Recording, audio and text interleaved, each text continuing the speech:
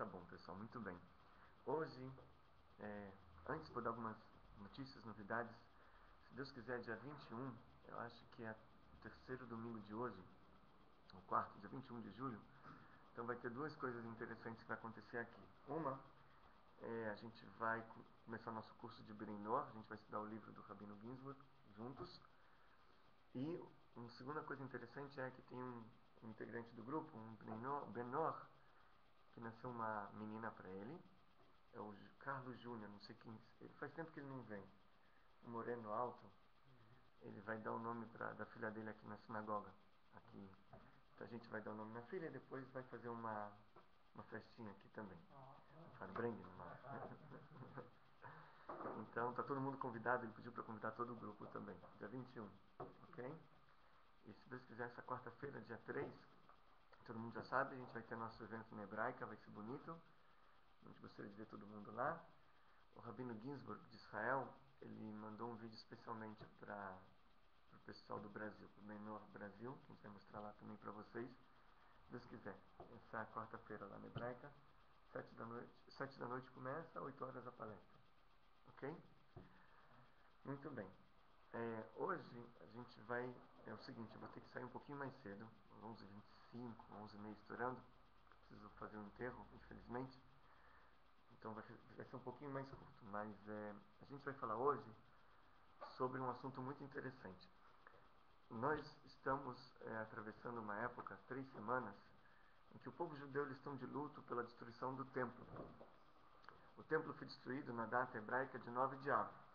Tanto o primeiro templo, o primeiro Beit HaMikdash, quanto o segundo também. Ok? Tem uma história que uma vez Napoleão, ele estava fazendo suas conquistas na Europa. Ele conquistou uma cidade. Ele, passando pela cidade, ele vê de uma casa que estava saindo de lá muito choro. Ele mandou uns soldados entrarem, um dos soldados entrar para ver o que estava acontecendo lá dentro, por que as pessoas estão chorando tanto. E o soldado volta e fala a Napoleão, é um bando de judeus, eles estão chorando pela destruição do templo deles.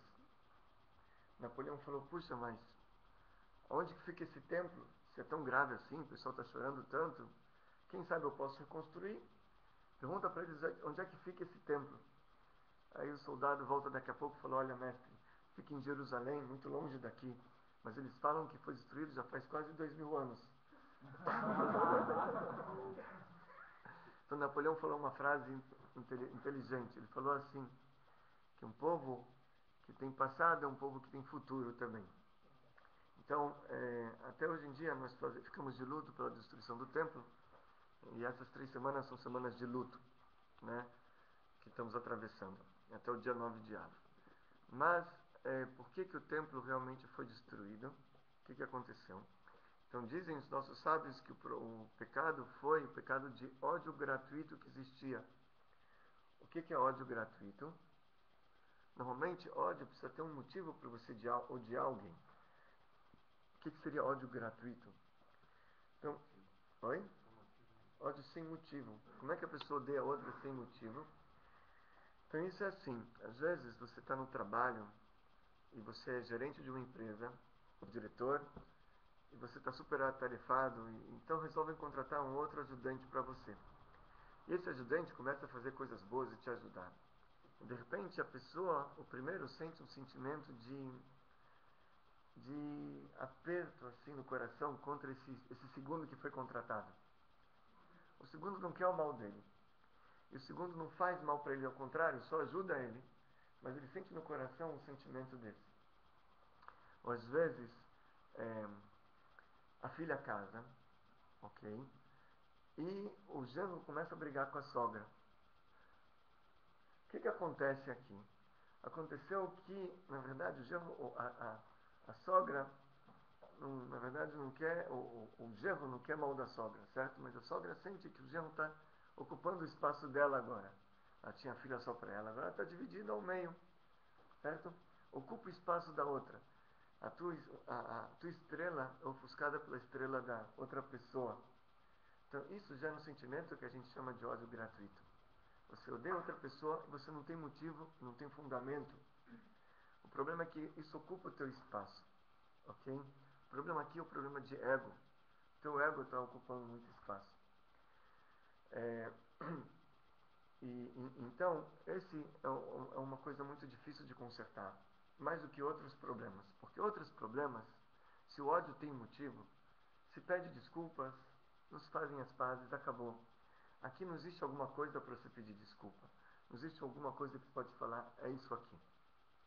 Às vezes a pessoa fala, não, eu odeio minha sogra, porque ela é uma jararaca.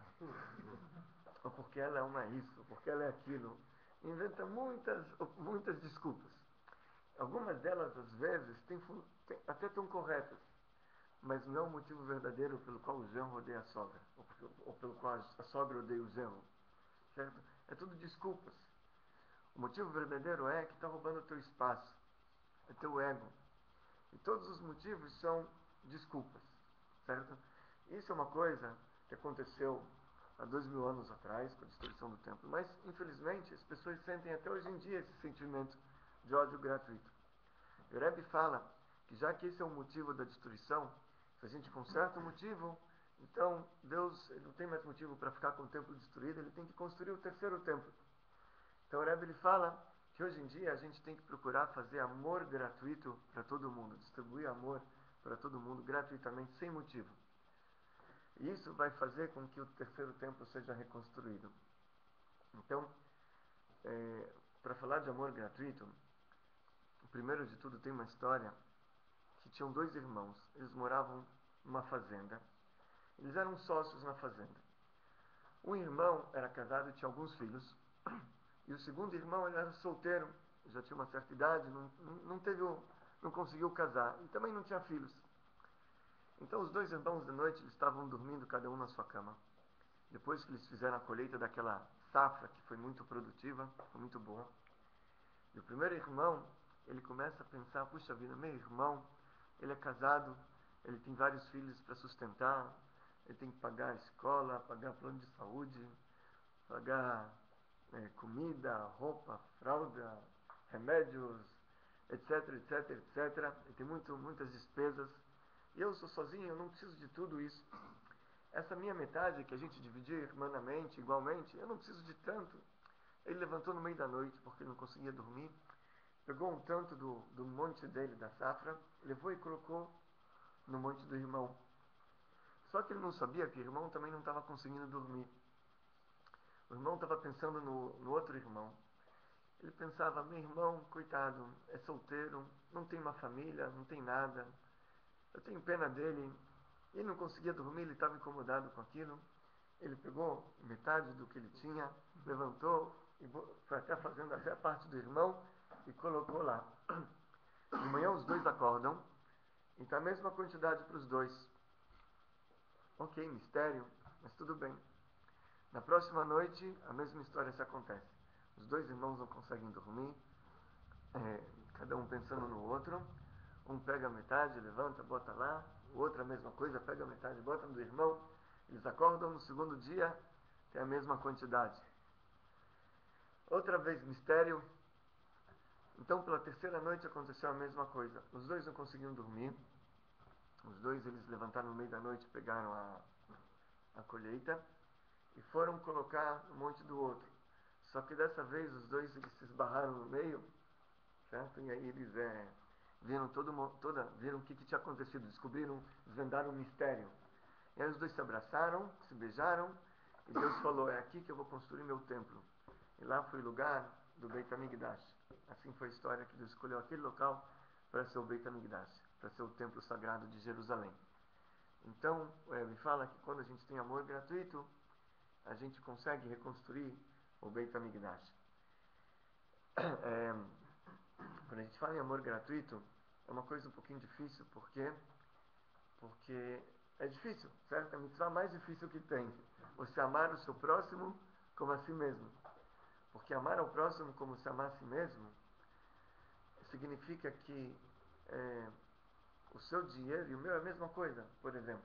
Então, se tua conta está R$ 2.000 negativa e a minha só está 1.000, eu vou tirar 500 da minha conta para botar na sua, porque é a mesma coisa, certo? Não faz diferença, certo? É como se fosse uma pessoa. Se vem, Deus nos livre, um bandido e fala, me dá um dedo que eu vou cortar um dos teus dedos, então o dedo da mão direita não vai falar, não, corta o dedo da mão esquerda, por favor. Certo? O dedo da mão esquerda não vai falar, não, corta do pé, porque tanto faz. Então, amar ao próximo como a si mesmo é como se fosse assim. Todos são uma coisa só. Não existe diferença se você ama o próximo como você ama você mesmo. Isso é muito difícil. Isso é a mitzvah mais difícil da Torá. Certo? Os grandes tzadikim, eles com certeza amavam a si próprio, como eles amavam a si próprio como eles amavam os outros. Eles são um pouco mais. A gente tenta amar o próximo como a gente ama a si. E eles conseguiam amar a si como eles amavam o próximo. Certo? Tem algumas histórias que a gente vê sobre isso. Tinha uma que era duas histórias parecidas. Uma que fala do Magid Mimezrit, que ele foi o aluno, o sucessor do Baal Shem Tov. Ele, quando ele era, quando o filho dele era pequeno, o filho se chamava Avraham, mas era conhecido como Avraham Amalach, o anjo. Avraham, o anjo. Por quê? Porque o menino parecia um anjo. Ele quase não comia, quase não bebia, quase não dormia, só estudava a Torá dia e noite. Então apelidaram ele de Avraham, o anjo.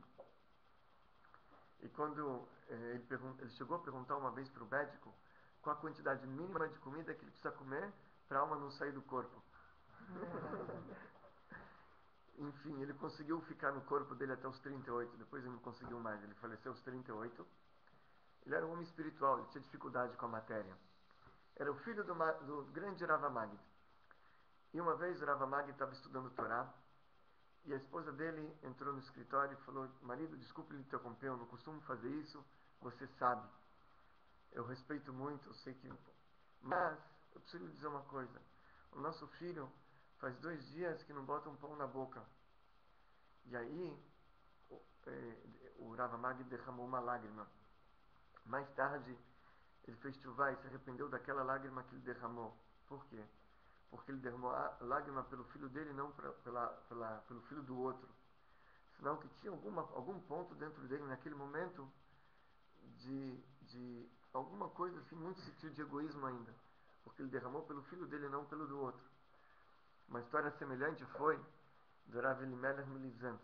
Rav Elimelech Milizantz, ele era irmão do grande Rabi Zusha Mianipoli, que eu contei algumas histórias para vocês dele. E os dois eram alunos do Magid Mimezrit, que foi esse que derramou a lágrima. Então, naquela época, existia um costume que alguns rabinos faziam algo que chamava galut. Galut é exílio. Eu estou falando de mais de 200 anos atrás, 250 anos atrás. O que é exílio? Ele pegava uma trouxa, botava nas costas, e ia embora, sem paradeiro, por 2, 3 anos, ia para lugares desconhecidos, dormia em sinagogas, e ficava estudando Torá assim, onde ninguém lhe conhecia. E, enfim, isso era um certo tipo de tikkun, de conceito espiritual, que a gente não faz hoje em dia, essas coisas. Mas antigamente tinham rabinos que faziam isso. E esse Rabbi Elimelech Milizantz, ele pegou, ele viajou. E depois de um ano, ele volta para a cidade dele. Quando ele chegou na cidade dele, depois de um ano, ele encontra um vizinho na rua, encontra um conhecido na entrada da cidade. Ele pergunta como vai. Ele falou, tudo bem. Ele falou, como vão as novidades por aqui? Faz tempo que eu estava fora. Ele falou, tudo bem, olha, tem o Laser que está muito doente. O filho do Laser está muito doente. Ele falou assim, o Laser está muito doente, o menino. Aí o rabino, quando escutou, o Laser está doente. Ele tinha um filho com esse nome. Ele largou assim a trouxa de roupa que ele estava na mão. Ele saiu correndo para casa. E ele chegou correndo para casa. Ele encontra lá a esposa. Ele falou, cadê o Laser? A esposa falou, o Laser? Está na escola, brincando com os amigos. Aí ela parou um instantinho e falou, você deve estar se referindo ao Laser, filho de fulano. Ele realmente está muito mal, a criança.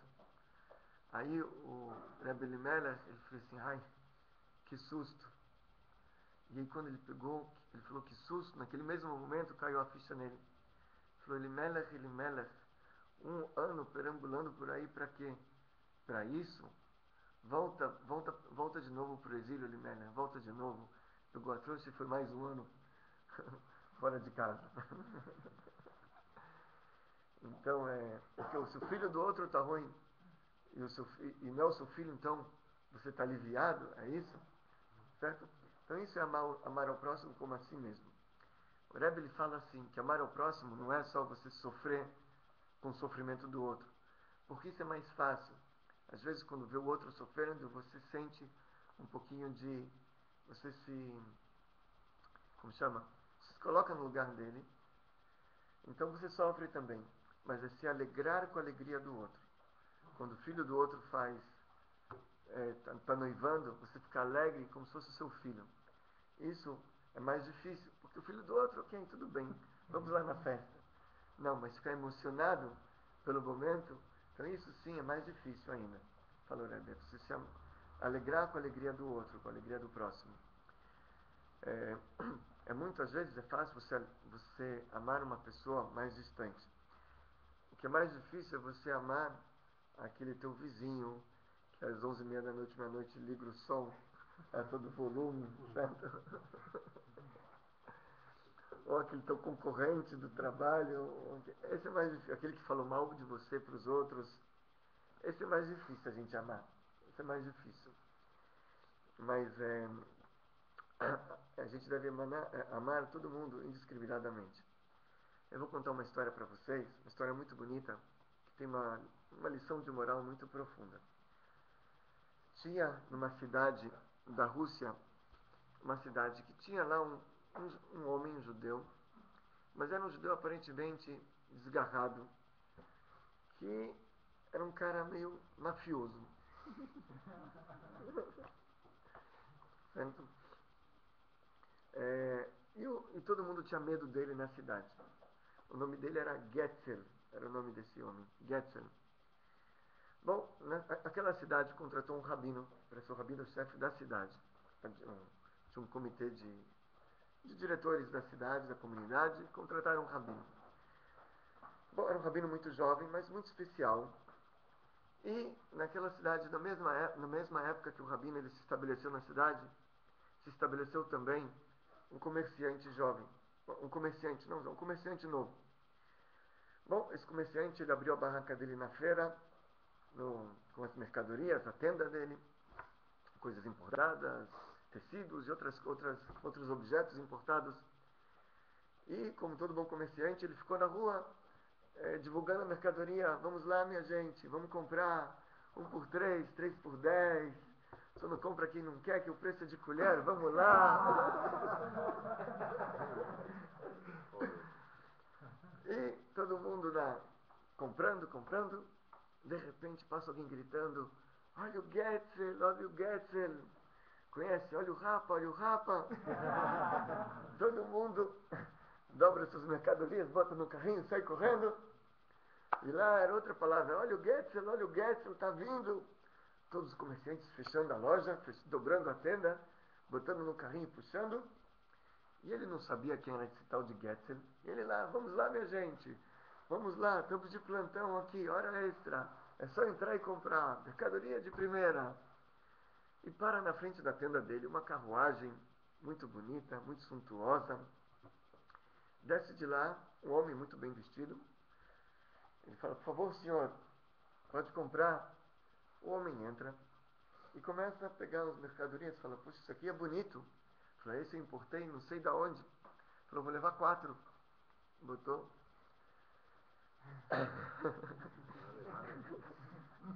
Pois o homem pega: isso aqui de onde é? Isso aqui é da não sei da onde.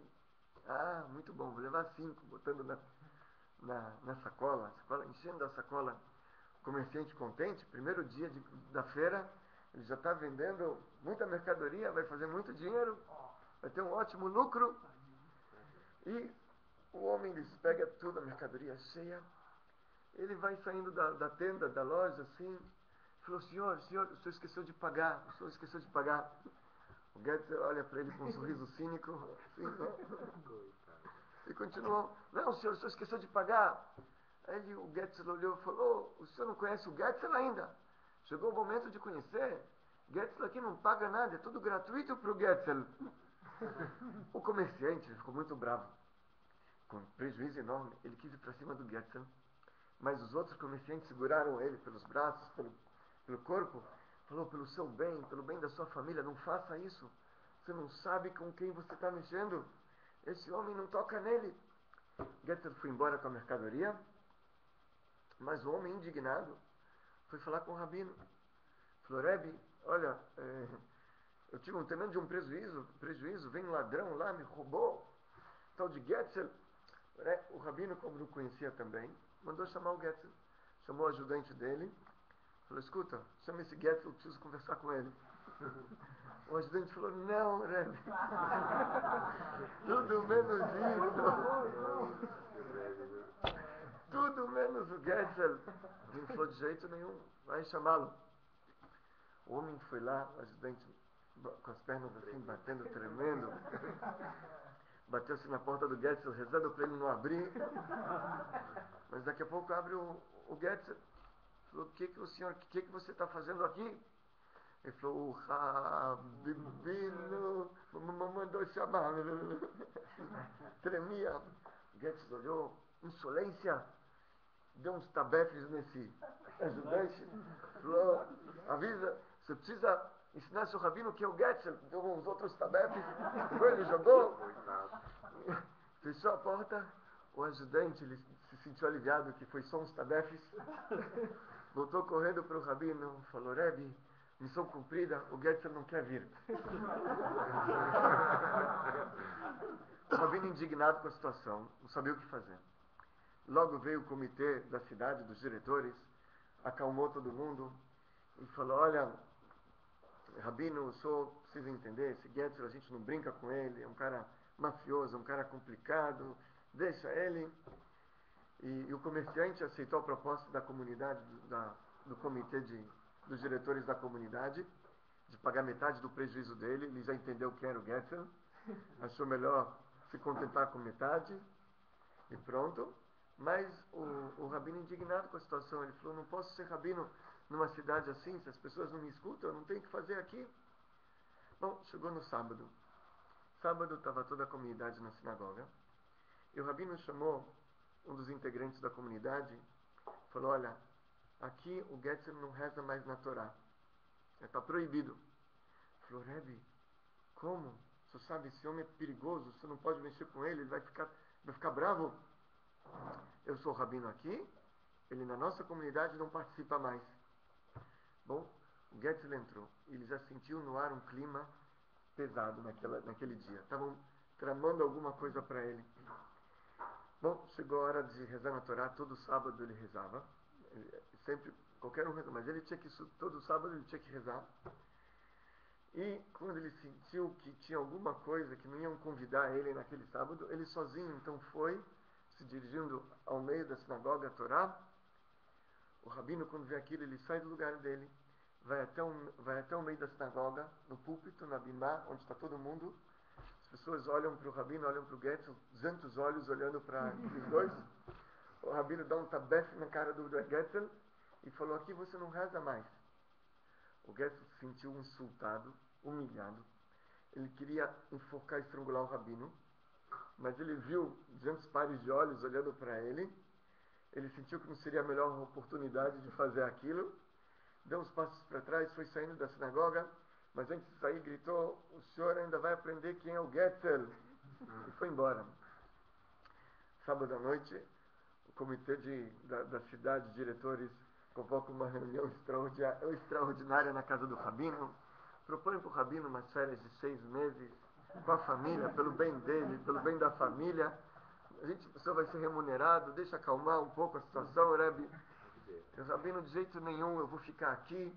Discutiu então com a comunidade, com os diretores, chegaram à conclusão que tudo bem, ele ia continuar na cidade, mas ia colocar 2 seguranças na porta da casa dele. Muito bem. Domingo de manhã, então, chegou, tá os 2 seguranças na porta do rabino. Chega então uma carruagem bonita na porta do rabino. Saem 2 pessoas de lá. Os seguranças revistam eles. Os 2 entram. E os outros falam, olha, senhor rabino, nós viemos convidar você porque tem uma criança que nasceu no nosso povoado aqui perto e precisamos de alguém para fazer a circuncisão do menino. E o senhor é um brilhante morrendo, é perito, gostaríamos que o senhor viesse fazer. Ele falou, pois não, eu vou. Logo vieram os diretores e falou, o senhor não vai. É uma armadilha. É o Getzel de novo. Getzel terrível. Eu vou, não vai, eu vou, não vai. No final, depois da discussão, chegaram à conclusão que tá bom, o rabino vai acompanhado dos dois seguranças. Então ele foi, os dois seguranças entraram na carruagem, a carruagem foi levando o rabino. E eles saem da cidade, se distanciam um pouquinho, a carruagem trava as portas, eles entram para dentro da mata. Os dois seguranças começam a tremer. mas o rabino tranquilo.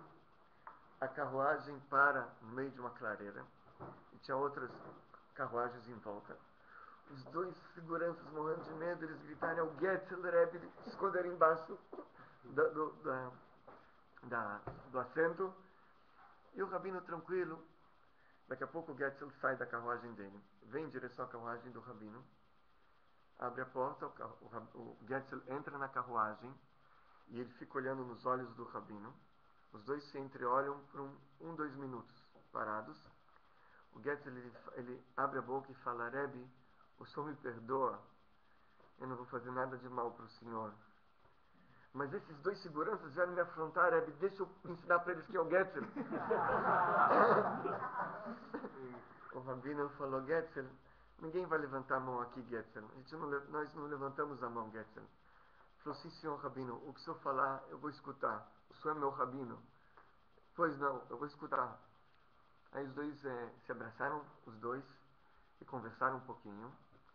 E o Getzel, enfim, se despediu cordiosamente. O rabino convidou ele outra vez a rezar na Torá. E tudo ficou resolvido. De repente, Getzel mudou. O rabino voltou. Os diretores da comunidade falaram, escuta, o que o senhor fez? E o rabino falou o seguinte, eu vou contar para vocês o que eu fiz. Quando vi esse homem, eu falei, como uma pessoa pode ser tão ruim assim? Eu falei, não é possível, uma pessoa pode ser tão ruim. Então eu comecei a pesquisar e perguntar para mim mesmo, e para algumas pessoas em volta, o passado dessa pessoa, desse Getzel. Eu descobri problemas que ele teve na infância, na adolescência, e eu entendi que talvez por isso ele se comporta dessa maneira.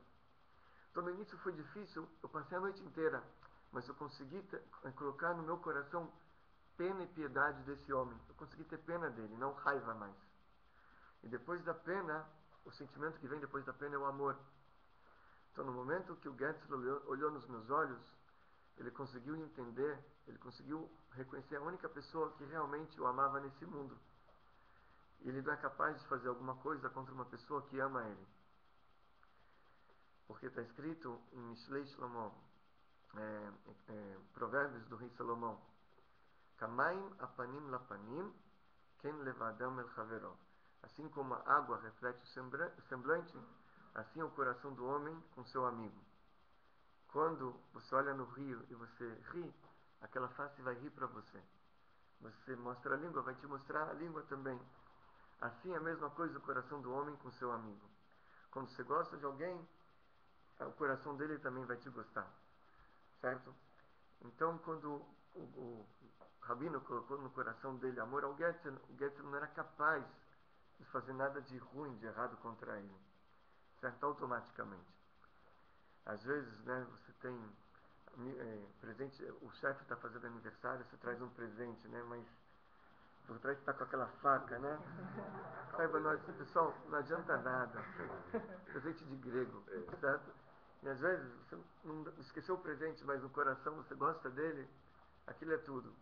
Então, esse é o segredo. Às vezes tem pessoas que te fazem mal, mas você da sua parte tem que fazer o bem, amar ao próximo como a si mesmo, e assim, se Deus quiser, em breve a gente vai conseguir com que Deus ele traga para a gente de novo o terceiro Beit HaMikdash, em breve, em nossos dias. Amém. Então, pessoal, infelizmente vamos ter que ficar por aqui hoje, eu preciso sair mais cedo, tá bom? Domingo que vem a gente continua, se Deus quiser. Agora vocês fiquem com o Rafael.